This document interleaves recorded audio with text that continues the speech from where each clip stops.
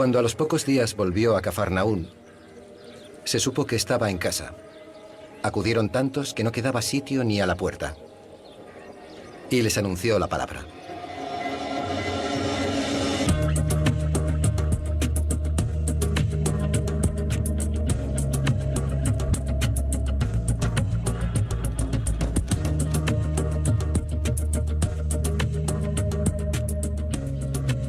Llegaron unos llevando un paralítico. Y como no podían meterlo por causa del gentío, abrieron el techo encima de donde estaba Jesús y descolgaron la camilla con el paralítico.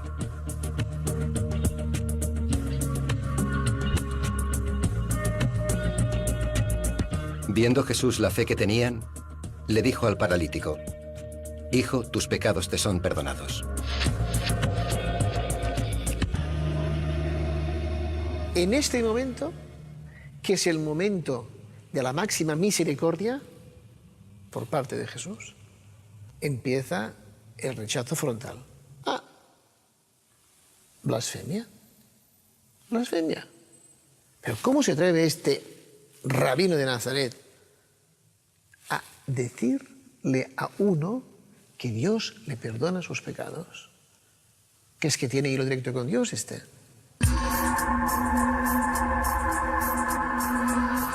Jesús, dándose cuenta enseguida de cómo razonaban, les dijo: ¿por qué razonáis así? ¿Qué es más fácil, decirle al paralítico, tus pecados son perdonados, o decirle, levántate, carga con tu camilla y echa a andar?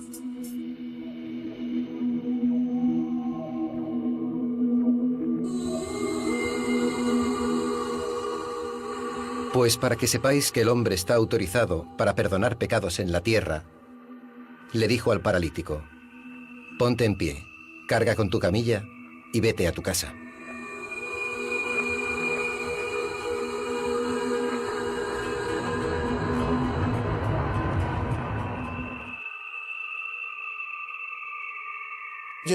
Jesús dice en primer lugar, tus pecados te son perdonados. Se puede decir que Jesús comete una imprudencia, porque esto lo debería haber dicho al final. Esto trastorna el éxito de Jesús en Galilea. Es cuando los fariseos y los heroditas deciden que Jesús debe morir.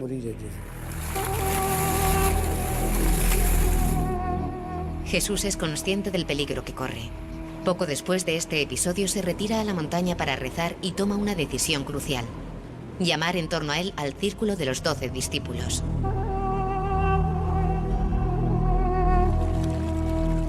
Un estrecho grupo de hombres, 4 de ellos pescadores de Galilea que dejan todo para seguirle. Con ellos comparte la última etapa de su vida. Dado el peligro que corre por la decisión de los jefes religiosos, empieza a predicar fuera de las aldeas, de las ciudades, y según Marcos 4 empieza a hablar con parábolas.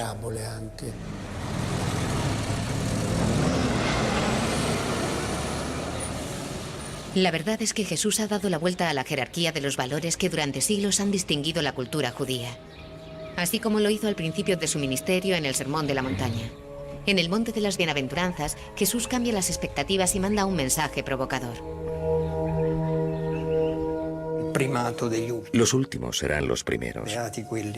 Bienaventurados aquellos, alegres, felices, que son los últimos en la vida y en la escala social, porque de ellos es el reino.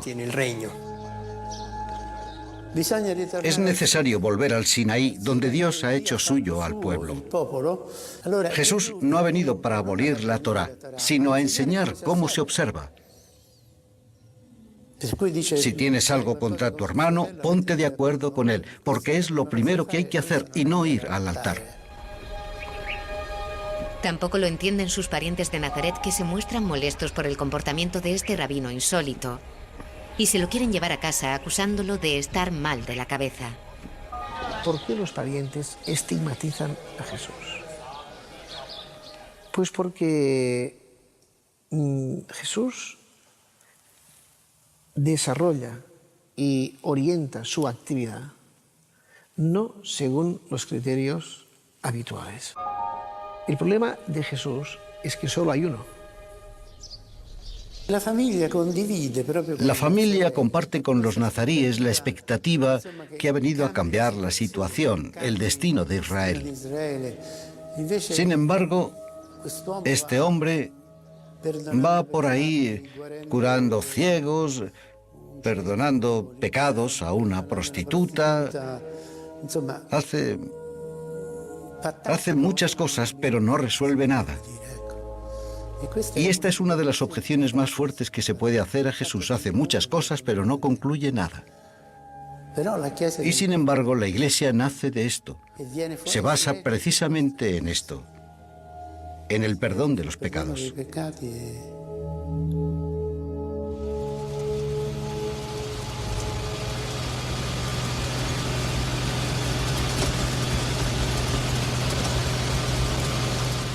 Nadie entiende bien quién es este judío que osa replicar la autoridad religiosa y que va predicando el amor por los demás. Incluso al Bautista le asaltan las dudas, y desde la cárcel donde ha sido recluido por Herodes Antipa, pide a sus discípulos que vayan a su encuentro. Juan está en la cárcel, y entonces Juan duda, porque Juan es un profeta, ¿eh? Por lo tanto, es muy distinto de los rabinos, que no dudan.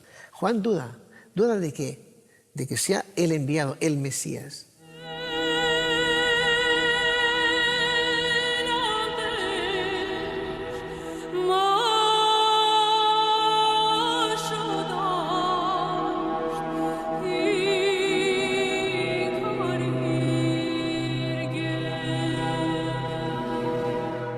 Juan se enteró en la cárcel de las obras que hacía el Mesías y mandó 2 discípulos a preguntarle: ¿eres tú el que tenía que venir o esperamos a otro?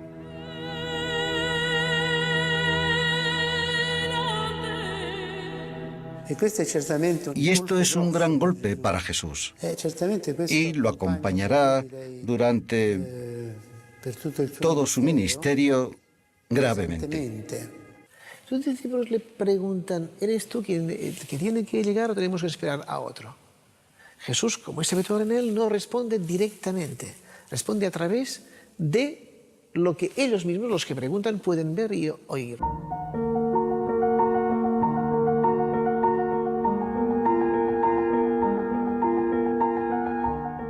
Id a contarle a Juan lo que habéis visto y oído.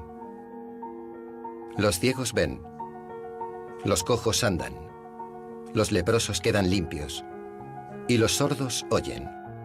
Los muertos resucitan. A los pobres se les anuncia la buena noticia.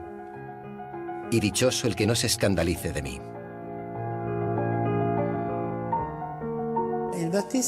El Bautista no se esperaba un Mesías político, por lo que su desilusión no es sociopolítica. La desilusión es más bien por la ineficacia del mesianismo de Jesús, porque él lo ha presentado en su predicación como alguien que por fin llegará y lo arreglará todo. Siempre aquí, en el lago de Galilea, Jesús recibe la noticia de la muerte del Bautista. El anuncio sin duda lo conmociona. Poco después, el Evangelio de Marcos cuenta un episodio que ilustra la incomprensión que se ha generado en torno a su persona. Se trata del milagro de la multiplicación de los panes y los peces que los 4 evangelistas cuentan y que tuvo lugar en el periodo de la Pascua del 29 después de Cristo. Hoy, sobre el presunto lugar del milagro, se levanta un santuario venerado por peregrinos de todo el mundo. Este es el lugar de la memoria tradicional. Durante un tiempo fue abandonado porque se accede difícilmente, pero hoy es el preferido de los peregrinos para conmemorarlo. Su ventaja es que contiene las antiguas memorias cristianas, con el famoso mosaico del cesto de los panes y los 2 peces, y la roca debajo del altar sobre la que se dice que Jesús puso los panes y los peces.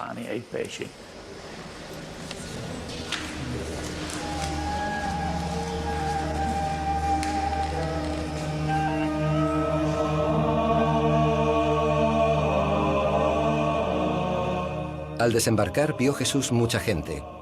Le dio lástima de ellos, porque andaban como ovejas sin pastor, y se puso a enseñarles. Avanzada ya la tarde, se acercaron sus discípulos a decirle: «Esto está desierto y es ya muy tarde. Despídelos, que vayan a las aldeas de alrededor y se compren algo de comer».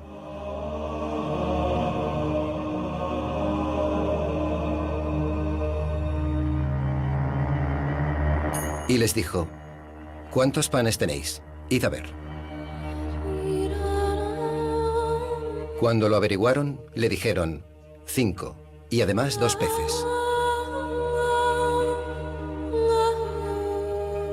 En este momento, su poder de convocatoria es enorme, atrae a las multitudes, habla, las instruye, las enseña, pero se compadece, porque están pasando hambre, porque no tienen nada para comer y son muchísimos, son miles de personas.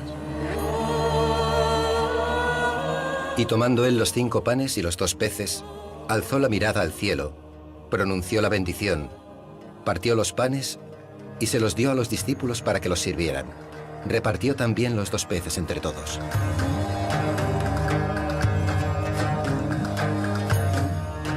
Comieron todos hasta quedar satisfechos. Y recogieron 12 cestos de sobras, de pan y pescado. Comieron 5.000 hombres. Parece como si Jesús hubiera dicho: hagamos algo como lo que se esperaba el Bautista, algo grande y visible.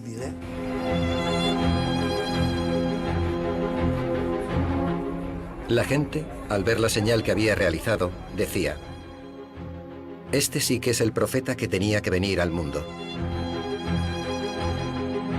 Jesús, entonces, dándose cuenta de que iban a llevárselo para proclamarlo rey, se retiró otra vez al monte él solo. Claro que querían hacerlo rey después de esto. Quieren hacerlo rey porque entienden el signo en clave mesiánica, mesiánico-política. Él no lo entiende así y por esto huye a la montaña.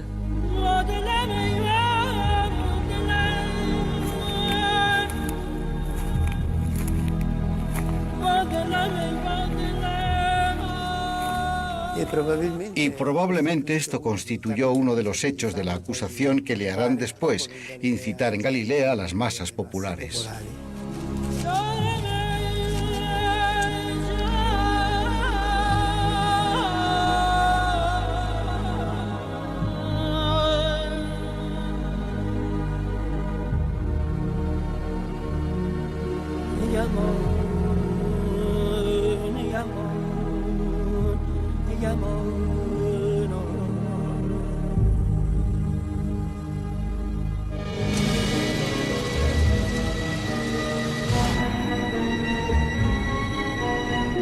Jesús ha transcurrido los últimos meses casi de forma clandestina, rechazando el clamor de la gente.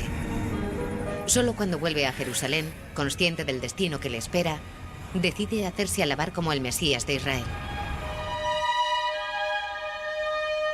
Es una entrada triunfal y la gente lo aclama como rey.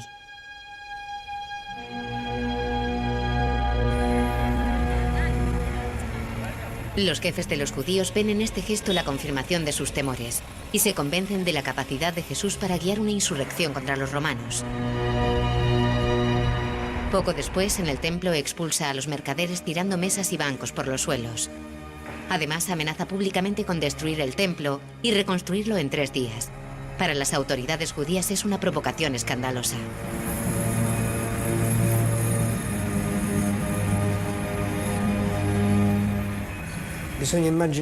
Es necesario imaginarse aquella fiesta judía en la que llegados de todas las partes de Israel salen a celebrar la libertad. Bajo la tiranía del poder, Jerusalén está en plena ebullición, es un fermento. Lo primero que hace es expulsar a los mercaderes del templo, un acto que el pueblo agradece y que se puede considerar el detonador de una insurrección.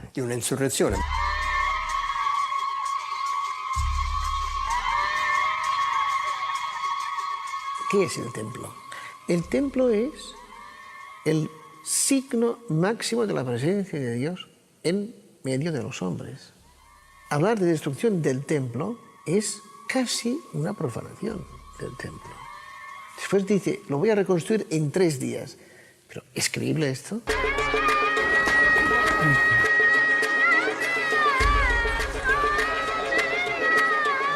Está hablando de una renovación de la presencia de Dios en medio de los hombres. Pero para los otros es un peligro, es una amenaza, es algo que no pueden aceptar.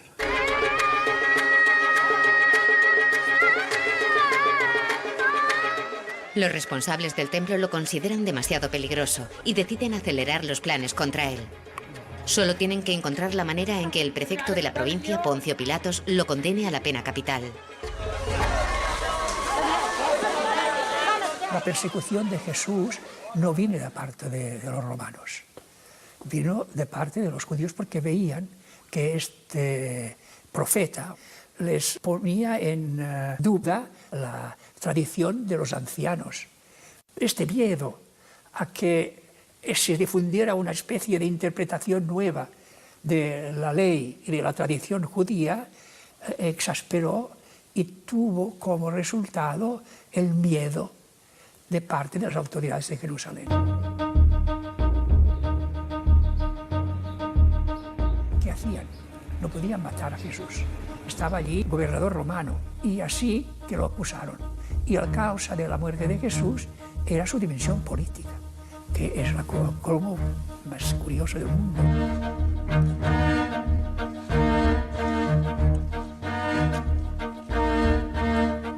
Entonces condujeron a Jesús desde la casa de Caifás al pretorio. Ellos no entraron en la residencia para no contaminarse y poder celebrar la cena de Pascua. Pilato salió fuera y les preguntó, ¿qué acusación presentáis contra este hombre? Le contestaron, si este no fuera un malhechor, no te lo entregaríamos. Pilatos entonces les dijo, lleváoslo vosotros y juzgadlo conforme a vuestra ley. Los judíos repusieron, no estamos autorizados para dar muerte a nadie. Los judíos no tenían la lex gladi. Es decir, un judío, según la ley romana, no podía matar a nadie. Los judíos pudieron decirle a Poncio Pilatos, creemos que sería bueno matar a este, pero de la crucifixión se encargaban solo los romanos.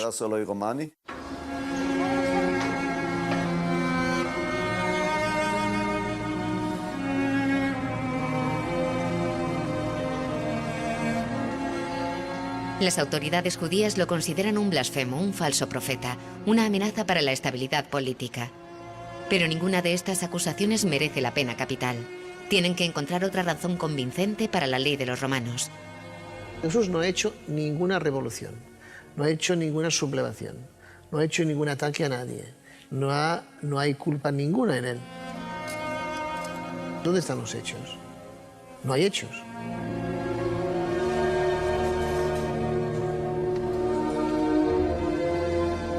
Entró otra vez Pilatos en el pretorio, llamó a Jesús y le dijo, ¿eres tú el rey de los judíos? Tu gente y los sumos sacerdotes te han entregado a mí. ¿Qué has hecho? Jesús le contestó, mi reino no es de este mundo.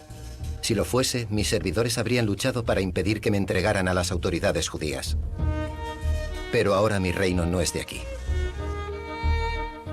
Es escandaloso. Fue escandalosa su voluntad de no tener poder alguno y de no ponerse al mando de ninguna insurrección. He venido al mundo para ser testigo de la verdad. Todo el que está por la verdad me escucha. Pilatos le dijo, ¿y qué es la verdad?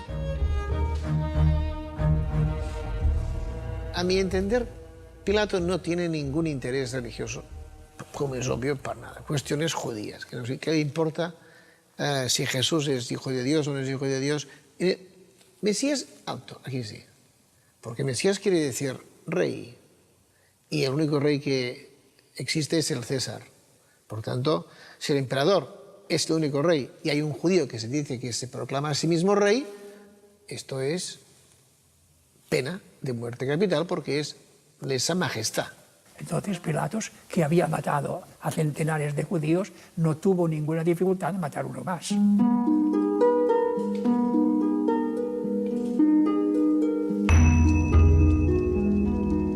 Al ver Pilatos que todo era inútil y que se estaba formando un tumulto, pidió agua y se lavó las manos delante de la gente diciendo: «Soy inocente de esta sangre, allá vosotros».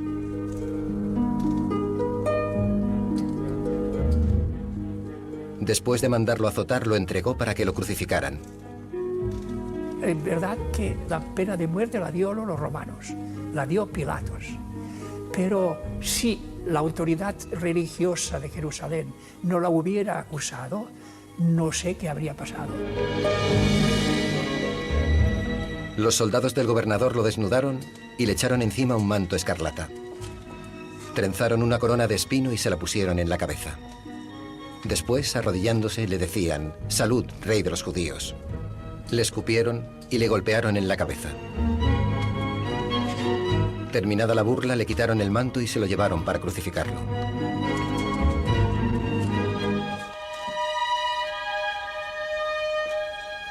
Aquí está, a mi entender, uno de los grandes puntos sobre la historia de Jesús. Cómo interpretar el rechazo de Israel sobre él. ¿Por qué los dirigentes judíos no pudieron aceptarle? Pues porque en el fondo y en la forma pensaron que Jesús no era el enviado de Dios. El Mesías es aquel que viene a cerrar la historia. Y para los judíos todavía no ha llegado.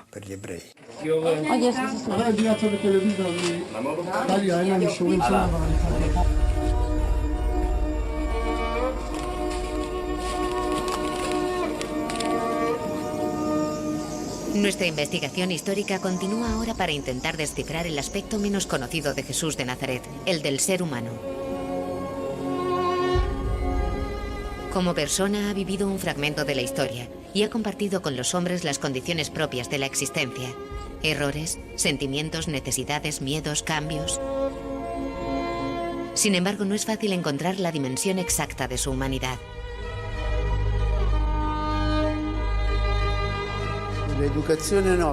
Nuestra educación a veces se ha deformado cuando se ha pensado en la humanidad de Jesús como una humanidad divina y por tanto una humanidad falsa. Esto no es verdad. Jesús es un hombre exactamente igual a nosotros. No nace la gloria de Dios. Tuvo todas las reacciones humanas, oscuridades, tentaciones. Ha llorado.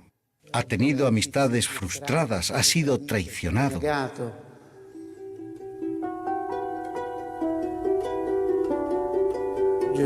Jesús es un ser humano que era hijo de Dios, por supuesto, no se hizo hijo de Dios a mitad del camino, pero esta conciencia humana crece con él.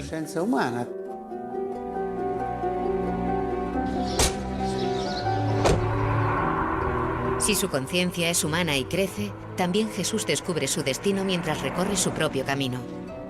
Es un hombre dispuesto a cambiar.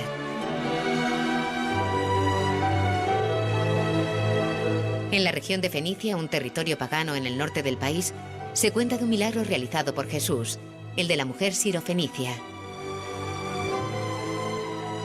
Un episodio que demuestra que en la vida de Jesús no todas las cosas están ya decididas.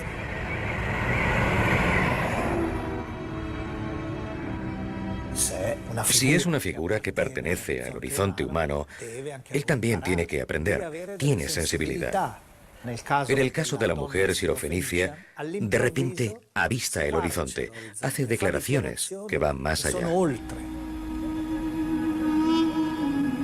Jesús se marchó de allí y se retiró al país de Tiro y Sidón.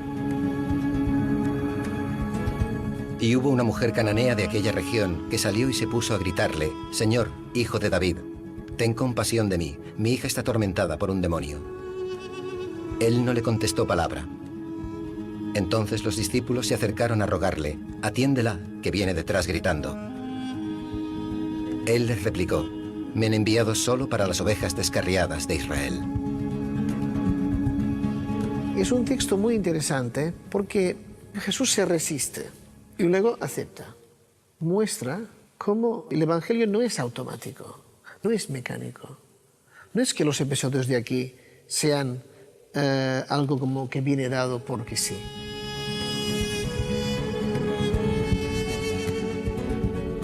Ella los alcanzó y se puso a suplicarle: «Socórreme, Señor».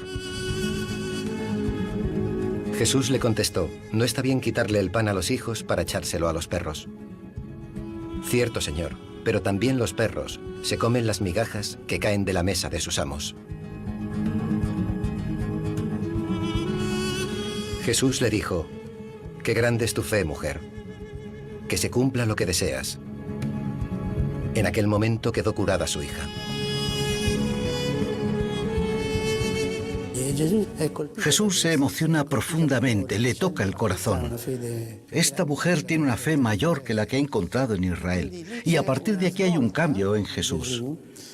Es consciente de que su mesianismo debe abrirse también a los paganos.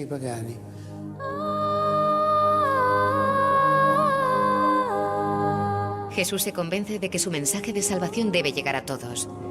El episodio describe a Jesús como un hombre profundamente sensible, muy cercano a todos los que encuentra. Alguien que escucha, que se acerca a las personas y a las cosas con cariño y humanidad, simpatía y amistad.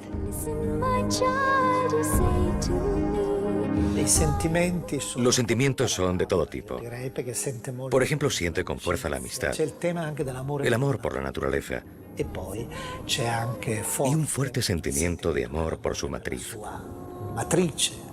Yo diría que por su tierra, su país. Además, también hay un sentimiento de delicadeza, un aspecto de humanidad, de sensibilidad.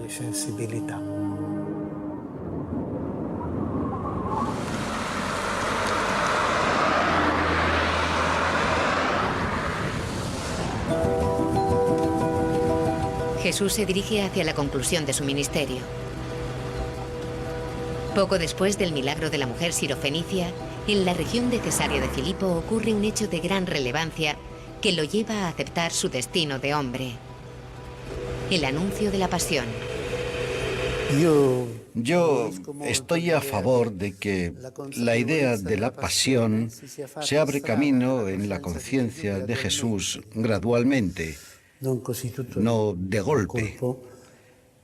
Porque, como dice von Balthasar, si se le quita a Jesús la libertad humana de ganar metro a metro su existencia, se le quita en el fondo el ser humano.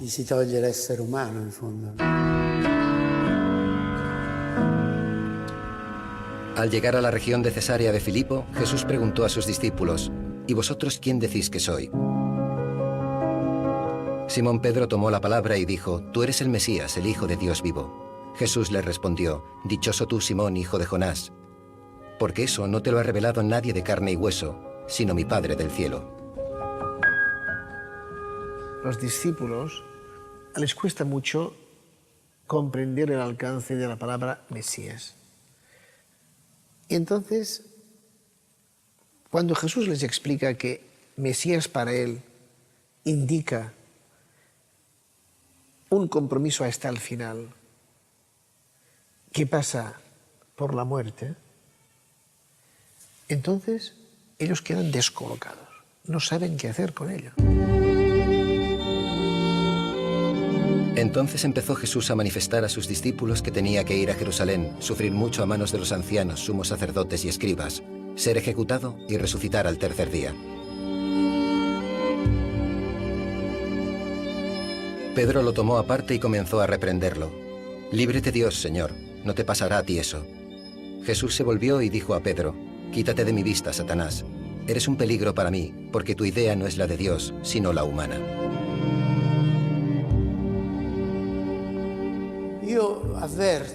Hay una pregunta que Jesús se hace. ¿Yo qué estoy haciendo? ¿Cómo es que he venido al pueblo mesiánico que me espera desde hace siglos y ninguno me reconoce por lo que hago? La respuesta llega 8 días después. Jesús se retira en un monte alto Se pone a rezar y llega la transfiguración. El Padre le responde a la pregunta: «¿Soy yo quien te dice quién eres?». Y le responde repitiendo las palabras exactas del bautismo. Este es mi hijo predilecto, y lo presenta a sus discípulos. Escuchadlo.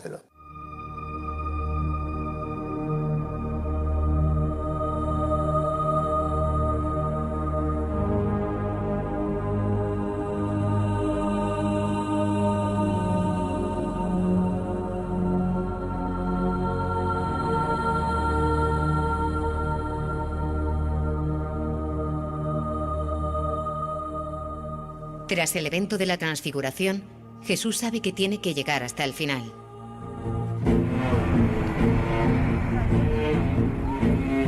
Sabe que su muerte está cada vez más cerca y conoce la suerte que le espera. Pero acepta su destino. Vuelve a Jerusalén y delante de su ciudad, la ciudad que mata a sus profetas, Jesús se conmueve y llora.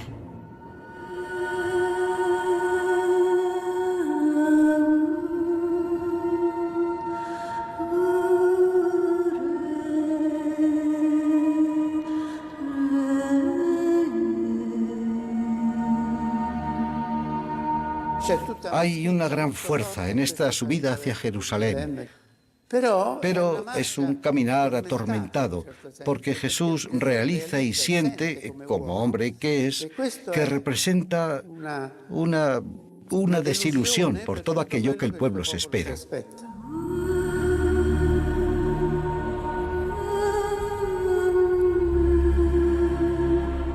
Hay un sufrimiento humano real. Jesús siente esta desilusión, que Él es el que tiene que llegar, pero ¿llegar para qué? Para morir en la cruz.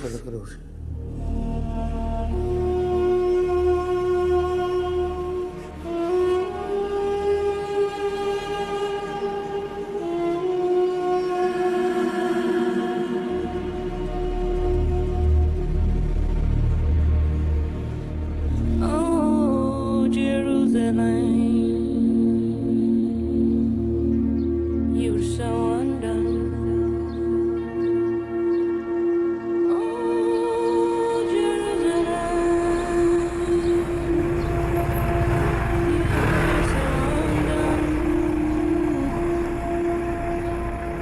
Antes de la prueba final, Jesús quiere saludar a sus discípulos, los hombres que han estado cerca de él, y prepara la que será la última cena.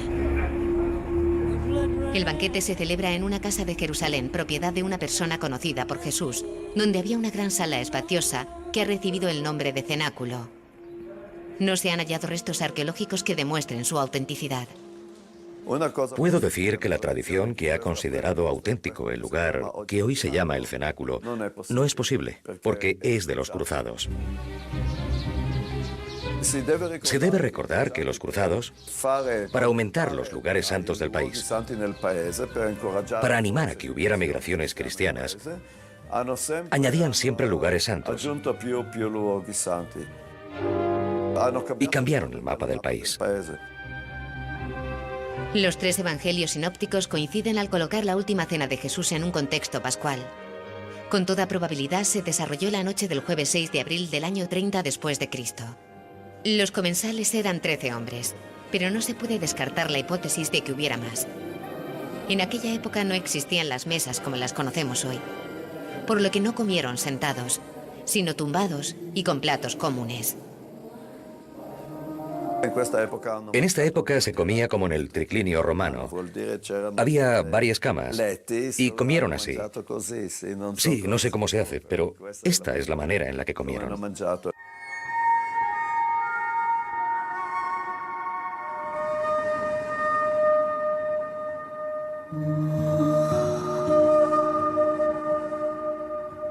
Al caer la tarde se puso a la mesa con los 12. Mientras comían dijo: «Os aseguro que uno de vosotros me va a entregar». Ellos, consternados, empezaron a replicarle uno tras otro: «No seré yo, Señor». Respondió él: «Uno que ha mojado en la misma fuente que yo me va a traicionar».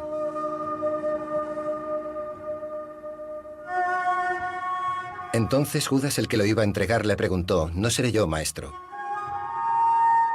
Él respondió, tú lo has dicho. Judas es un personaje que representa el discipulado no resuelto. El error de Judas es haber juzgado a Jesús. El haber pensado que Jesús no acertó en sus decisiones, que Jesús no ha cumplido las expectativas del pueblo, que Jesús ha preferido la humillación al orgullo de ser judío, de imponerse como tal, y que por lo tanto ha fracasado.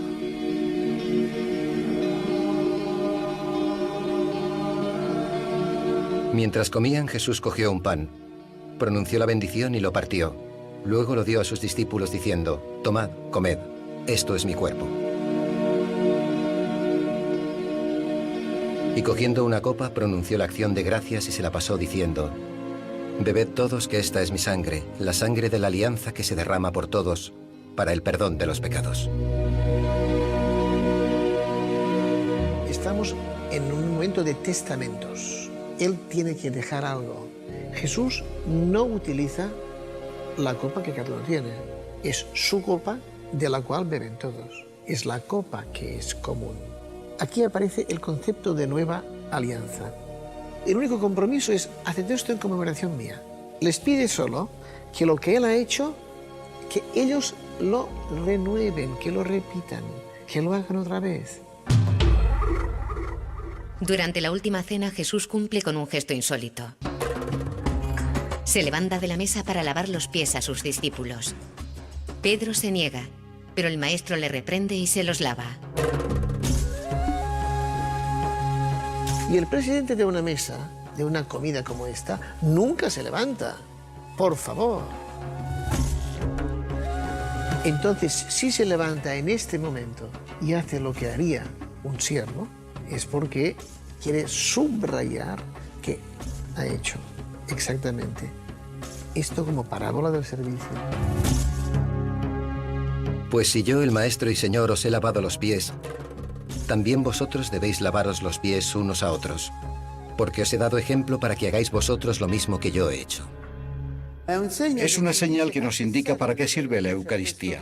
Es un don de la vida, porque la vida es para servir a los hermanos, para dar la vida por ellos.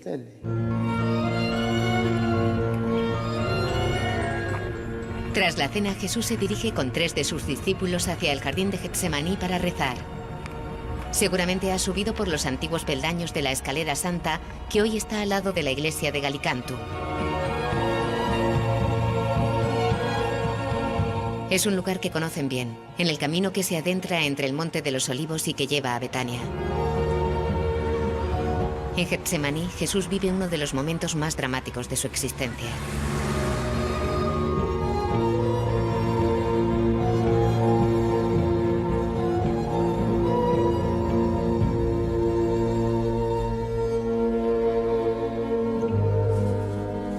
En el jardín todavía se encuentran los mismos olivos milenarios que acogieron su oración.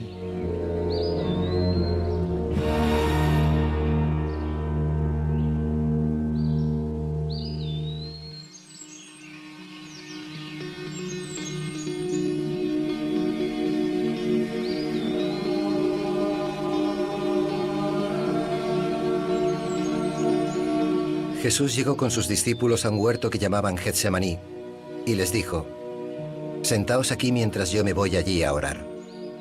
Y llevándose a Pedro y a los 2 hijos de Zebedeo, empezó a entristecerse y a angustiarse. Entonces les dijo, me muero de tristeza, quedaos aquí, estad en vela conmigo. Adelantándose un poco, cayó rostro en tierra y se puso a orar diciendo, Padre mío, si es posible, que se aleje de mí este cáliz.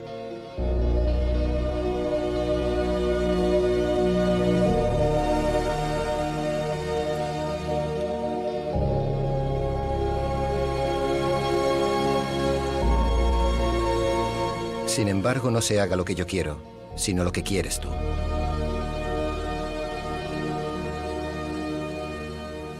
En Getsemaní, siente con fuerza el miedo a la muerte.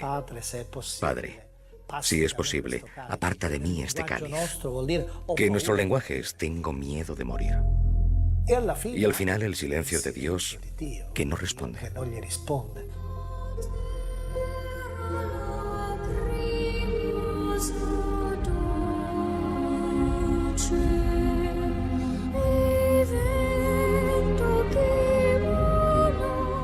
En medio de un gran sufrimiento oró más intensamente. El sudor le caía como grandes gotas de sangre.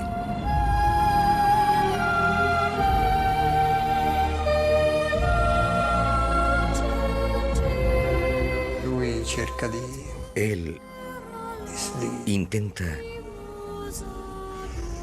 retrasar el momento. Quiere seguir viviendo. Está en plena vida, con todas sus potencialidades. Pide seguir viviendo, pero dice, la tuya, no la mía. Que se haga tu voluntad.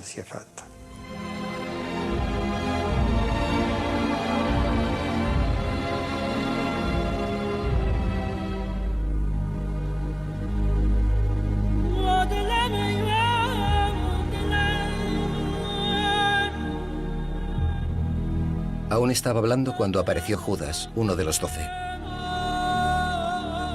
Se acercó enseguida a Jesús y le dijo, «Salud, maestro», y lo besó. Pero Jesús le contestó, «Amigo, para esto has venido». Entonces se acercaron a Jesús y lo arrestaron.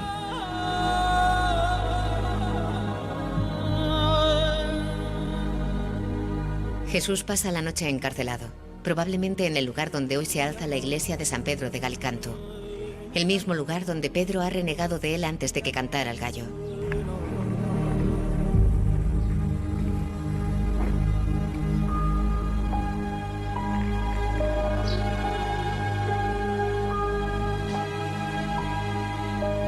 Jesús está solo, abandonado y traicionado por sus amigos más íntimos. Es la noche del viernes 7 de abril del año 30 después de Cristo.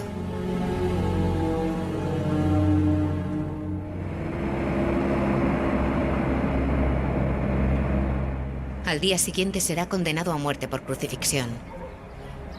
Sobre el lugar donde se ubica el pretorio, el recinto donde Jesús fue condenado y desde donde sale llevando la cruz, existen 3 teorías diferentes.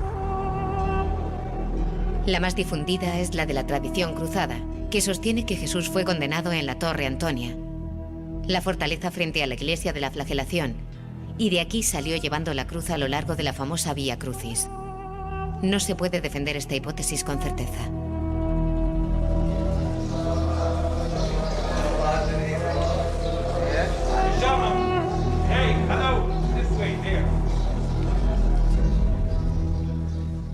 La segunda tesis dice que Jesús salió del palacio de Herodes, la residencia donde normalmente se alojaba Pilatos cuando estaba en Jerusalén.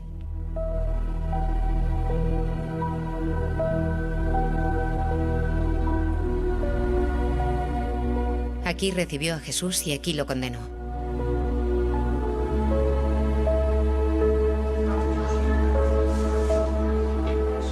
La última hipótesis habla de un tercer lugar venerado como el pretorio de los primeros cristianos, donde se construyó la iglesia de Santa Sofía, hoy desaparecida. No se han encontrado restos arqueológicos, pero se piensa que estaba situada en el mismo lugar donde hoy se alza el Museo Wall.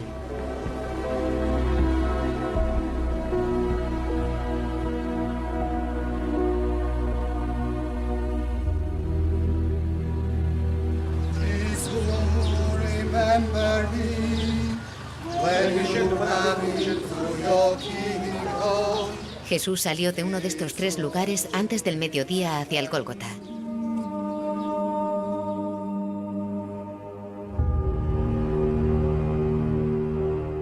Según la tradición, lleva la cruz sobre la espalda, pero en aquella época los condenados llevaban solo el patibulum, que es el palo horizontal, y no la cruz entera.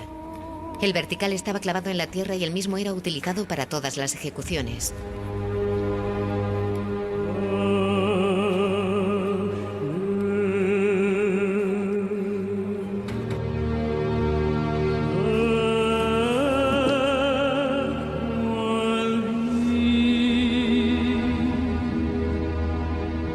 No.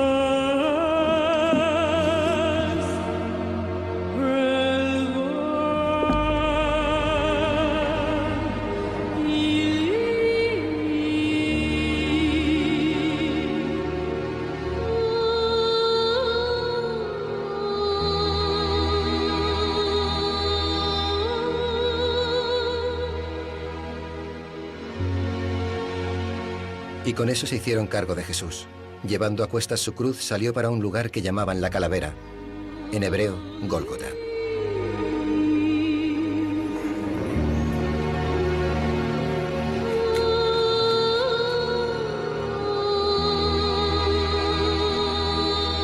Allí lo crucificaron con otros dos, uno a cada lado, y Jesús en medio.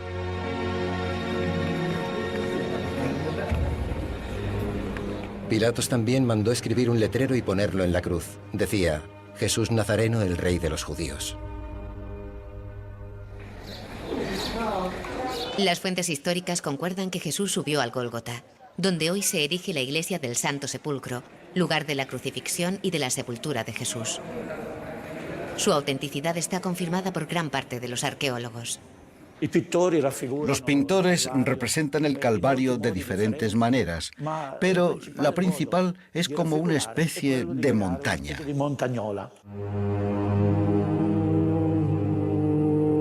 La arqueología demuestra que esta no es la reconstrucción verdadera sobre la que basarnos.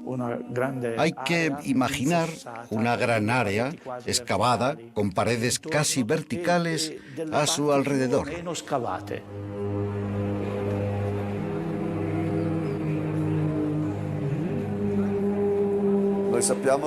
Sabemos que el Gólgota era una cantera de piedra. Es un lugar típico donde los romanos mataban gente.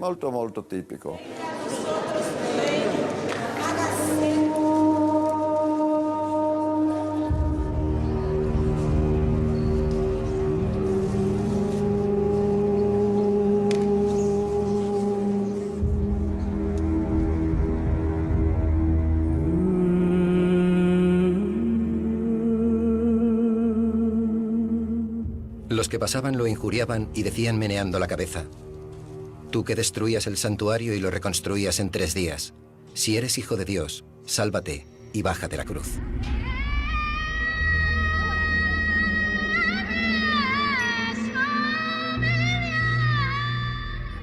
Jesús consuma la Eucaristía en la cruz.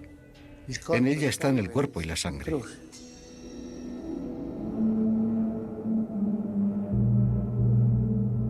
Desde el mediodía hasta la tarde toda aquella tierra estuvo en tinieblas. A media tarde Jesús gritó muy fuerte, Elí, Elí, lema sabactani, es decir, Dios mío, ¿por qué me has abandonado? No se comprende el sentido de estas palabras si se olvida que esto es el Salmo 22, versículo 2.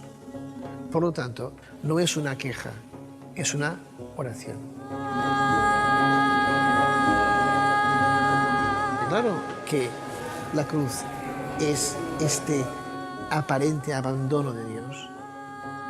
Y Jesús experimenta esta soledad, pero no la experimenta al margen de la áncora de la oración. Es una soledad que no es desesperación. Es una soledad real y profunda, pero acompañada de la invocación. Al oírlo, algunos de los que estaban allí decían, está llamando a Elías. Los demás decían, déjalo a ver si viene Elías a salvarlo. Jesús dio otro fuerte grito y expiró.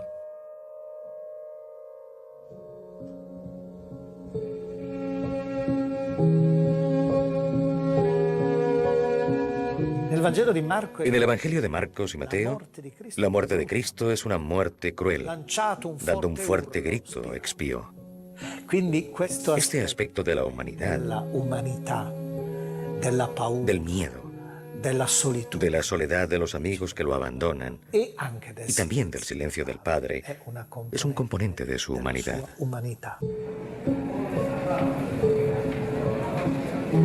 Son casi las 3 de la tarde del 7 de abril del año 30 a.C. Jesús tiene unos 36 o 37 años. Nada de humano le ha sido escatimado. En sus últimas horas de vida ha conocido el sufrimiento, el dolor, la soledad, la muerte. Pero ¿por qué el Hijo de Dios tuvo que morir así? porque es la prueba de que Dios entra de verdad en la historia humana para salvarnos. Que Dios se encarna, que hay un Dios que ha entrado y obra en la historia.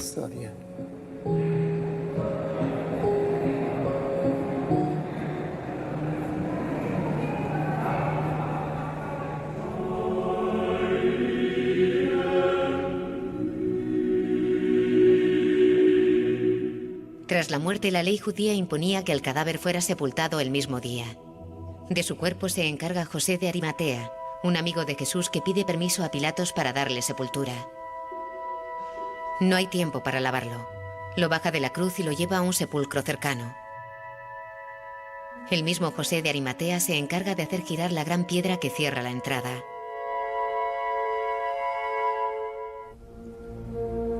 El primer día de la semana al amanecer, cuando aún estaba oscuro, fue María Magdalena al sepulcro y vio la losa quitada.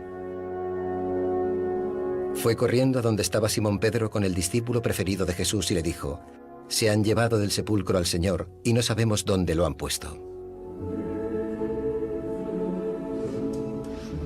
Si Cristo ha vivido después de la muerte, tiene que estar vacío el sepulcro. O es al revés. Dado que Jesucristo ha resucitado, el sepulcro está vacío. La resurrección nadie la vio, pero conocemos sus efectos. Los efectos de la resurrección son las apariciones.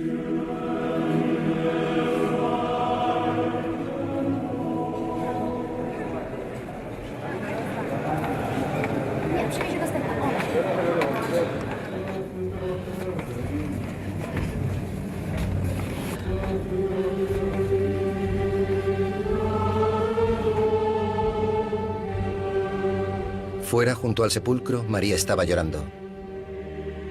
Vio dos ángeles. Le preguntaron: «¿Por qué lloras, mujer?».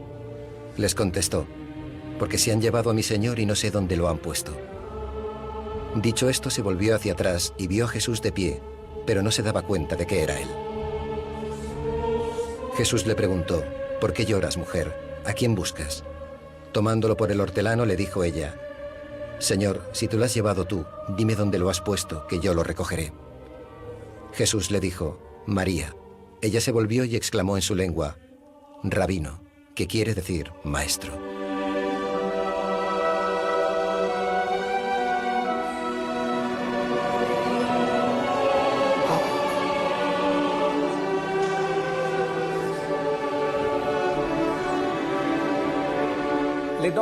Las mujeres son absolutamente las primeras que testimonian la resurrección. Si este dato lo hubiese inventado la comunidad, habría sido absurdo, porque las mujeres no tenían entidad jurídica.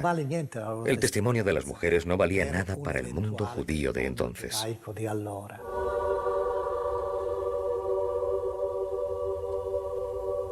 El paso de la muerte a la resurrección está vinculado a las mujeres. Esta es una de las novedades de Jesús. Los profetas no tenían una continuidad o una especie de discipulado femenino. En cambio, Jesús sí. Jesús sí.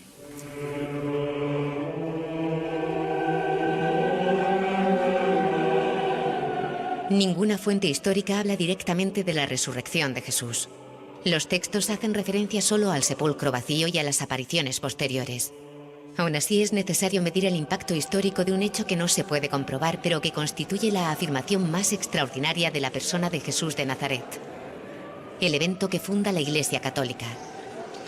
La historia lo que puede y debe hacer es preguntarse por la verosimilitud y por el peso entitativo de unos testimonios que afirman que han visto a Jesús, que les hablaba y que estaba ante ellos. De histórico existe toda una comunidad de hombres y mujeres que han cambiado su vida a la luz de la resurrección.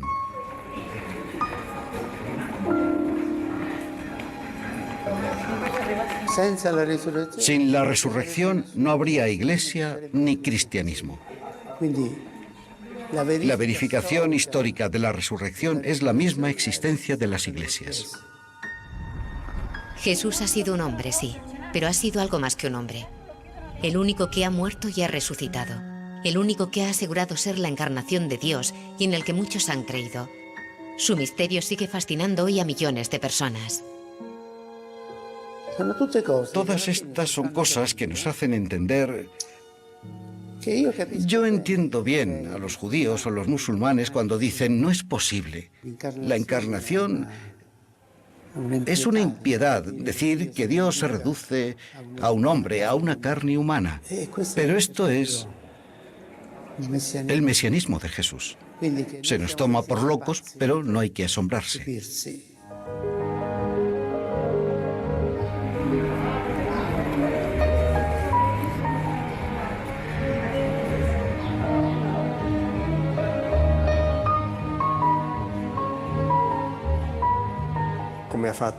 ¿Cómo consiguió acabar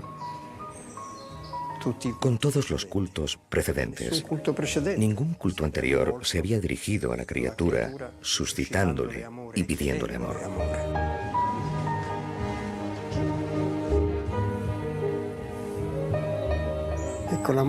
El amor es la única energía que no se pierde,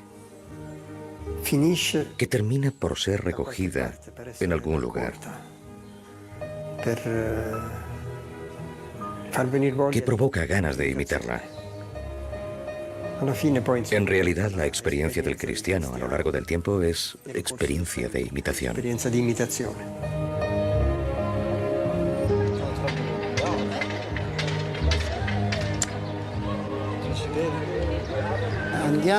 Caminamos hacia un cumplimiento de humanidad, hacia un sentido. La vida humana tiene sentido. Y el sentido de una cosa lo da a su final.